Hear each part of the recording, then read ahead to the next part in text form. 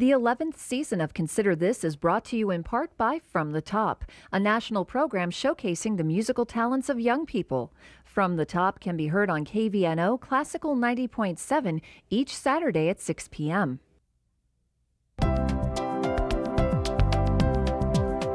Consider This, a program of issues and information behind today's news. Once again, from the campus of the University of Nebraska at Omaha, here is your host, Kathy Wyatt.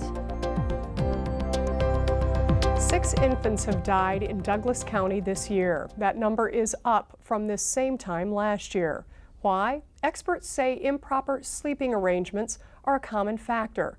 What does that mean and what's being done to prevent it? Hi everyone, I'm Kathy Wyatt. Welcome to this week's edition of Consider This. Our topic, Safe Sleep for Babies, a statewide initiative designed to help keep babies safe. Joining us today with information are Chris Burt, a public health nurse with the Douglas County Health Department, and the coordinator of the Baby Blossoms Collaborative. Chris Stapp, a maternal child manager and a nurse with the Visiting Nurse Association, and Sandy Volashin, mom and community member of something called the Baby Blossoms Collaborative. It's also worth mentioning that Sandy was the assistant director for UNO's Child Care Center and former board member of the National Association for Education of Young Children, or NAEYC. Welcome and thanks to all of you for joining us today. Chris, we're going to go ahead and start with you. Talk to us about the 6 incidents that we referenced in the introduction. Okay, this year in 2008, in early spring, we lost 6 babies in a 5-week period. And the diagnosis was SIDS, Sudden Infant Death Syndrome. It was shocking to the community to have this many babies die in a short period of time. When we went to look at investigations and medical record reviews and talking to moms of the babies that died, we did discover they had something in common. And when we look back at the last deaths in the past 3 years, we can say that Douglas County alone has 70% of SIDS deaths associated with bed sharing. And we thought this should really be impactful enough to let the community know about dangers of bed sharing. Okay. Tell us, what is your thought on why this time, why this many? What happened here? Sure. Because we've had a long winter and parents tend to want to keep their babies extra warm, they might be bundling babies up when they don't really need to, and the fact that, you know, a lot of working parents in the middle of the night when a baby's crying, it's very easy just to pick a baby up and put the baby in bed with you when you try to comfort that baby. And then the baby kind of, you know, is in a situation where, you know, dad or mom could roll over the baby, or the baby's going to get lost in the covers and the pillows and the comforters. And the baby tends to start rebreathing its own air, and that's what, you know, one of the reasons associated with, you know, a SIDS death is a baby will just possibly suffocate. Now, Chris, before we go on to talk about the possible solutions here, tell us where parents can go to find help with coping after something like this has happened. Well, it's a real traumatic experience for a parent. No parent ever in their wildest imaginations thinks that they might lose a baby, that a baby will die while it's sleeping. And actually, it's been kind of interesting because as the collaborative has been involved with interviews with parents who have lost infants, there are some resources locally. Children's Hospital has a program that provides support and counseling. There is a group called Compassionate Friends that function as a support group. The Nebraska SIDS Foundation are parents that have lost infants to sudden infant death, also provide a lot of support to parents.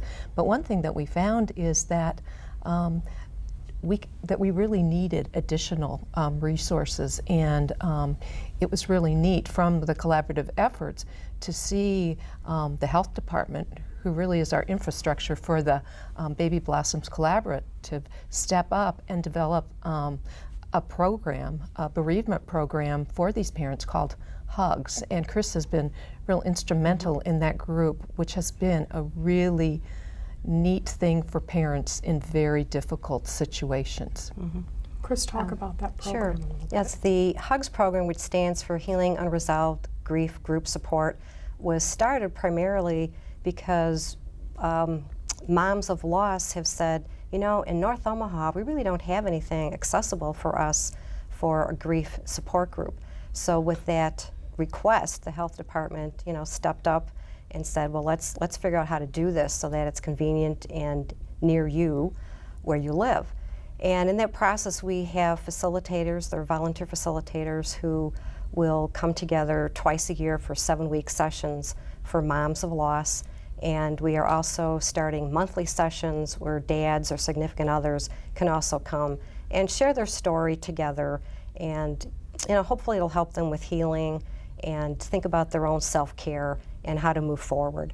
We have found a lot of moms with a loss really want to get pregnant right away too soon, and it's not the best situation for them to get pregnant that soon. Their body's just not ready for it. So we like to do a little health education along with that too, for preconception health.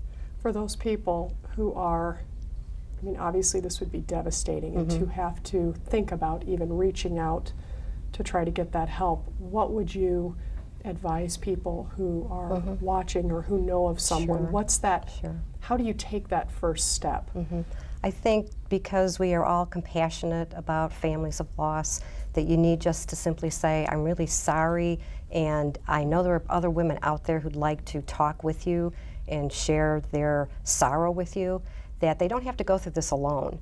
And we have found, we're into our 3rd session of groups of women now, and the women say they're feeling better, they're thinking more positive about the future, and it's because they came together to talk to one another.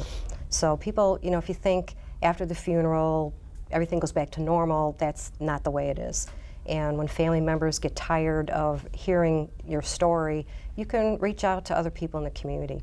And Omaha is really a very caring community. And through the health department and the Baby Blossoms Collaborative, we have found partners who really want to hear mom's story and then help her get ready for her future and possibly the next pregnancy. And at this time, then we can also educate about prevention for risk factors for SIDS.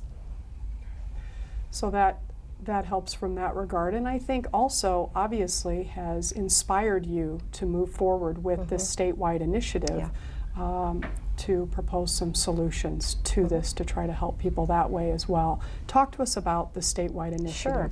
Okay, back in 2005, Douglas County did discover that we had an increase in SIDS deaths, and we're looking for partners to support us. And the state, on the state level, the Department of Health and Human Services did step forward and began to have agencies come together across the state to look at what are education components that the community needs, what do healthcare providers need, and particularly other caregivers such as child care providers. So from 2005 up till now, right now we have a new law in place from, actually from '06. LB 994 was put into place that mandates all birthing hospitals across the state to do safe sleep education and educate parents on the dangers of bed sharing. And along with that, we're very proud right now that along with state efforts and our collaborative efforts, that child care regulations may not have changed at this time, but all child care facilities will be receiving education on safe sleep, and our materials that started with the collaborative will now go across to the state. So we're very proud to have this effort start with just one county, and now it's going across the state. Okay, and the message is, and I know as I was doing some research on this too, you have 10 tips, and Chris, we'll go ahead and start with you on this, 10 tips that will help people keep babies safe, and we have those that we can put up for our viewers as we're talking through them. So if you want to start off with number 1. Sure. Well, if we look at tip number 1, and it's probably the one that people are most familiar with, is that we know that it's always important anytime that a baby is put down to sleep, be it a nap or at nighttime, that they be placed on their back to sleep. And that's critical. And it's really important that that happen every time. When babies that have been sleeping on their back are placed on their tummy to sleep, it puts them at increased risk for sudden infant death. And I think a lot of times parents need to think about educating everyone who takes care of their baby about the safe sleep tips that we're talking about today. Okay, thank you. And number 2 then, if we move on to that one. Sure. The second tip is use a firm mattress covered with a fitted sheet and a safety-approved crib. And that's very important because an infant needs a firm, flat surface, and an adult bed is not considered a safe surface for an infant, or a couch or an upholstered chair. There really is no safe surface other than a firm, flat mattress and a safety-approved crib. Okay. Number 3. Now, number 3 is actually kind of an interesting one because for years there have been different ways that infant cribs have been manufactured, and so we always talk about having a safe crib. One of the best ways to check to make sure that the slats between the crib, the rungs are close enough is to make sure that a soda can can't pass between the rungs on the crib. Okay, number 4. It's very important that there is nothing but baby in the crib.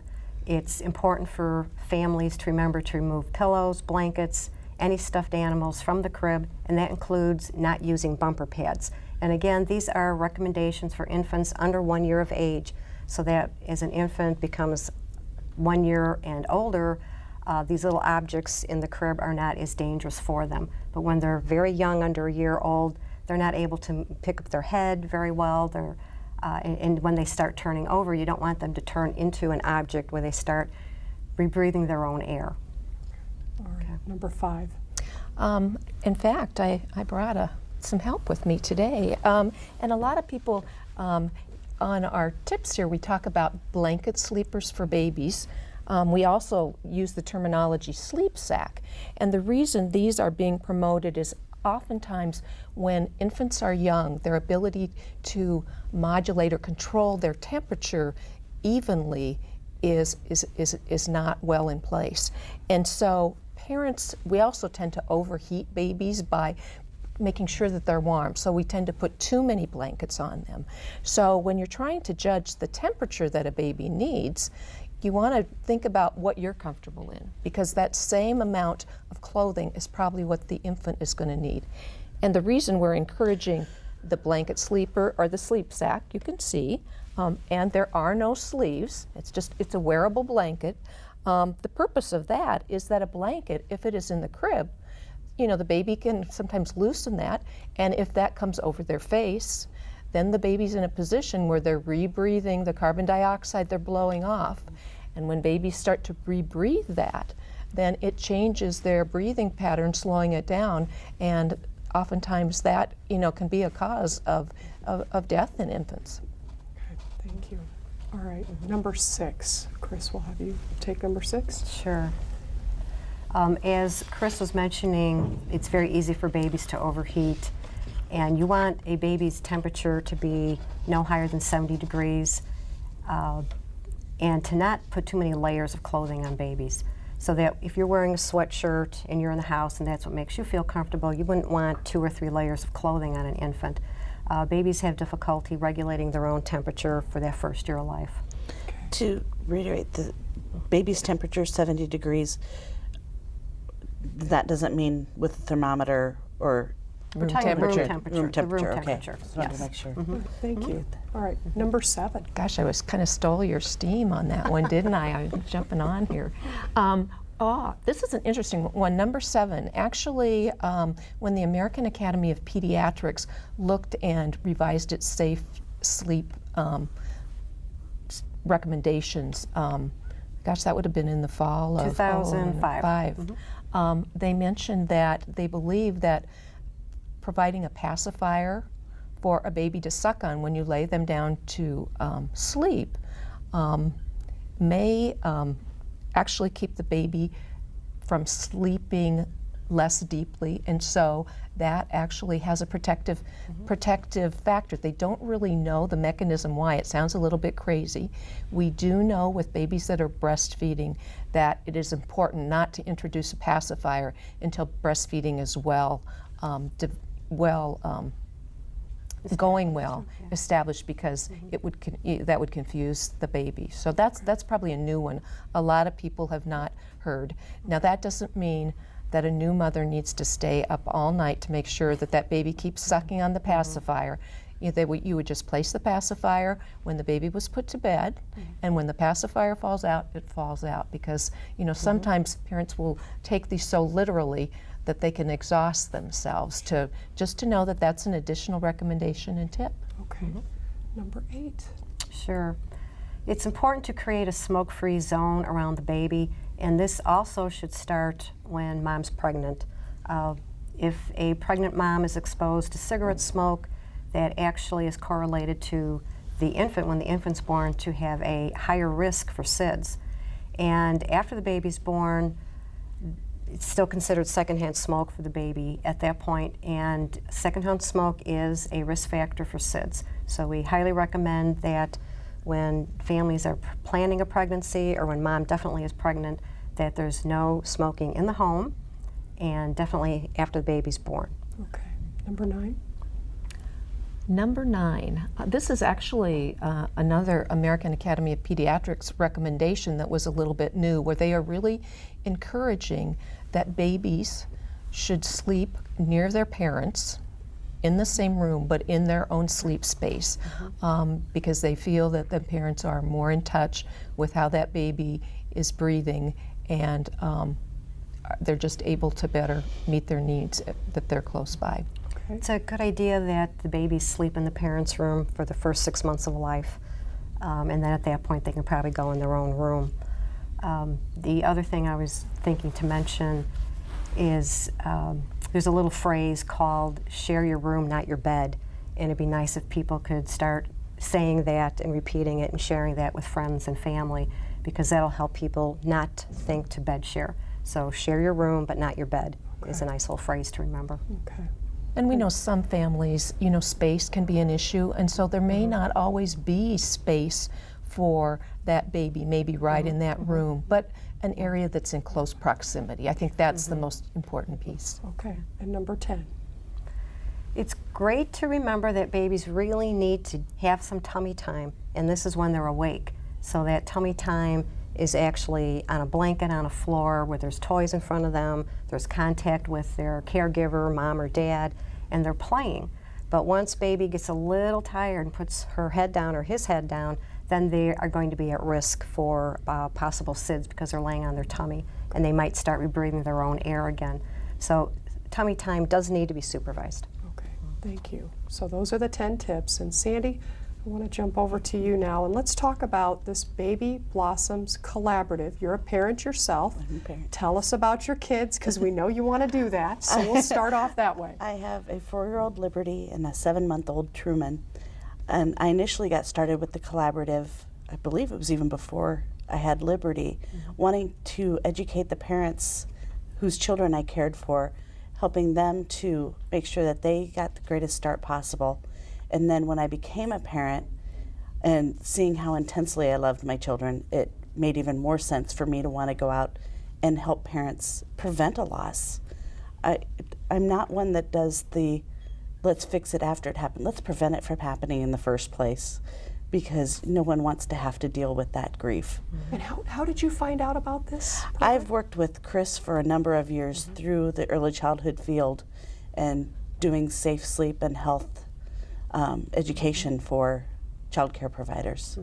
Okay, so for people who might be watching this across the state, and a program like this would be of interest to them, Chris, why don't you tell us, how would they get that started, that type of program started in their own area? Well, you know, that's always, I think it's real individual to each community. Right. But I think the real exciting part about this collaborative has been, and Sandy's a wonderful example of our partners and the enthusiasm that they have, and the diversity of people that are involved has been pretty phenomenal. And I think that has kept that energy in the group to continue, and people working very hard. We have, you know, all the hospital, the birthing hospitals, you know, we have representation from those. You know, we have strong representation from the child care providers in the area, and actually have worked very closely with representatives from Health and Human Services, the licensing piece for daycare providers. We have members that are, you know, from Minority Health that have been involved, Omaha Healthy Start. And I know, Chris, we were talking about this earlier, the list is so long. I know there's no way I can include it. In fact, Chris, how many We have partners on do we the have? average of 40 agencies, and they are primarily maternal child health professionals. And we're very pleased that all hospital systems are represented in the collaborative, considering it's really about 4 years old. And you know, anytime you ask someone who would like to save a baby's life, raise your hand, everybody comes forward. There isn't anyone who is not interested or passionate about saving babies' lives. The collaborative actually is more than safe sleep. It's actually about looking at all interventions and strategies to decrease infant mortality. And we have a high rate of infant mortality in Douglas County. Okay. And Sandy, I want to go back to you a little bit here as someone who got involved previously. I'm sure that they are always looking for people who want to come on board. Education is so critical, not only here but across the state. What would your advice be to folks out there? Check out the website, find out where they're doing training for trainers so that you could get educated on the message and educate people in your community. Anyone who likes to talk is good at this. Anyone who's passionate about children can do this. As long as you keep the message consistent, we can save babies' lives. And it's not as hard. It's put your fears aside and step forward. You can do it. And I do want to go back. You said this started about 4 years ago. Again, for those people who are watching across the state, looking at you and thinking, oh, well, they're 4 years in the, you know, in the running here. And I want to go back to the beginning of the collaborative. Exactly who started it, and how did you kind of work your way to get to where you are today? Well, and Chris might have to help us on that, because I came in kind of midstream, because I think initially the group developed out of a smaller group that was really looking at issues of infant mortality. And you keep me honest here if you need to. But I think that was the real crux. And then as they started to look at the data that we had, you know, for Douglas County, trying to identify what the issues were and make sure that what we were looking at was really data-driven, trying to identify what the issues were, that further led us to develop really a work plan to say, what are the things that we can do? What can we as partners do? And there have been currently there are 3 different initiatives, and those kind of and I imagine in the future they may even change, but right now there are 3 groups. The Safe Sleep Group initiative was one. We have another group that is, we call it the FEMUR group, which looks at fetal infant mortality review team. And then the third is a group that looks at issues that deal with pre and conceptual health for women, because those are issues that have really impacted the infant mortality rate. Okay, so say those again, and then if you want to give us a brief description of each of those 3 initiatives. Well, the Safe Sleep Initiative that's pretty self-explanatory, Right. and we're probably talking, you know, they'll know a lot about that. Right. The Fetal Infant Mortality Review Group is actually a group, and Chris, there are nurses that have been trained to interview parents of loss, and then the nurses also will, with permission of parents, and work with with law enforcement, pull the information together surrounding these deaths. So as a group, we can look at this information to learn what it is, what are the factors that we see that we can do something about, so that we can turn those numbers around. And part of the things that we sometimes see, even when we do that, some of those factors are actually factors that the women experienced while they were pregnant. Or perhaps they had pregnancies that were very close together. So that's where the health status between pregnancies comes into the picture. So we know that mom's health and baby's health and these babies' deaths are all interrelated. Now, Chris, you may well have something that you'd like to share, but those are the 3 initiatives that the Baby Blossoms Collaborative are focusing on right now. And we are always looking for new partners who are interested, particularly with preconception health. We're going to have a main focus on that for the next 3 years, because we have found that mom's health prior to pregnancy, even from the time she's 13 on, has a lot to do with whether she'll have a successful birth outcome. So we will have some very good strategies around that. So if anyone's interested, we'll give you a number at the end of the show to please contact me. And do they have to be in Douglas County, or can these people come from the out, you know, what are the criteria, I guess, for this collaborative? Okay. Because the health department is the leading agency, we are focusing on our statistics and issues around infant mortality in Douglas County, so we are primarily interested in that. But however, these issues are being addressed across the state with other initiatives, and I would highly recommend that individuals call the State Health and Human Services to find out what's going on in their county, or possibly even just contact their own hospital in their community to see what's going on around infant mortality. The state initiative has a Mom's Best Weight initiative going on. So there are quite a few things that people, professionals particularly, could be involved in across the state. Okay, wonderful. And I know that one of the questions that people are thinking about out there is funding. You know, how is this funded, and how do you see that continuing on in the future? Okay. In the beginning, in 2005, when we started talking about Safe Sleep Initiative, we did have initial funding from the State Health and Human Services, and I would recommend that people contact the state to see if there's any funding currently available, and it's always a chore. I mean, we have small pockets of money that on occasion we can find from foundations such as CJ Foundation for SIDS or the Junior League, and it's a matter of just trying to see who's out there, who's interested, who's passionate, and it's always a challenge. You know, we're very fortunate that people in our community will come forward and donate their time and their expertise, but the dollar is always very difficult. But the health department is behind this, 100%, and we have probably 3 or 4 full-time staff members that are focusing primarily on infant mortality. So the health department is behind this 100%, but we can't do it alone. Okay. We had minimum funding just to recently do a Stop Accidental Suffocation campaign, which is to advise parents on the dangers of bed sharing. And we did find a little bit of money for that, but other than that, it's been strictly expertise and people's time from all the agencies. Well, and let's go ahead and put up that graphic that we talked about with the websites on it, so that people can take a quick look here at how they might get in touch with someone. There are 3 there for folks to take a look at, so if you want to jot down that information. In the meantime, I would like to thank all of you for joining us today, a very important topic, and we appreciate the fact that you're taking the initiative to keep this initiative going. To all of you at home, thank you so much for joining us, and we'll see you next week.